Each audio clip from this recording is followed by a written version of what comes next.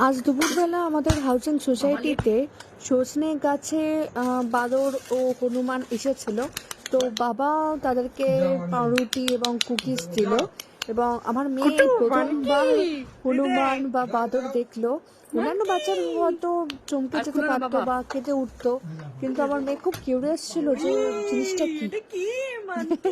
যাই হোক, বাবা কুকিজ দিচ্ছিল জানলা দিয়ে, কিন্তু ওরা এতটাই ক্ষুধার্ত ছিল, মানে ওরা লাফিয়ে লাফিয়ে চলে আসছিল জানলার দিকে, জানলা খোলার চেষ্টা করছিল। যাই হোক, না সামনে দেখতে পাচ্ছ ওই যে গাছটা আছে সেটা সজনে গাছ।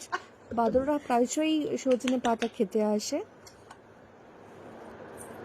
এই যে আমার মেয়েকে ছড়া শোনাচ্ছিলাম, আড়ি আড়ি আড়ি, কাল যাবো বাড়ি, পরশু যাবো ঘর, হনুমানের লেজনে টান টান কর।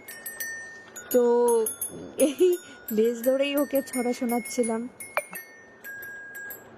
মেয়ে এখন তাকে দেখে গান করা শুরু করেছে।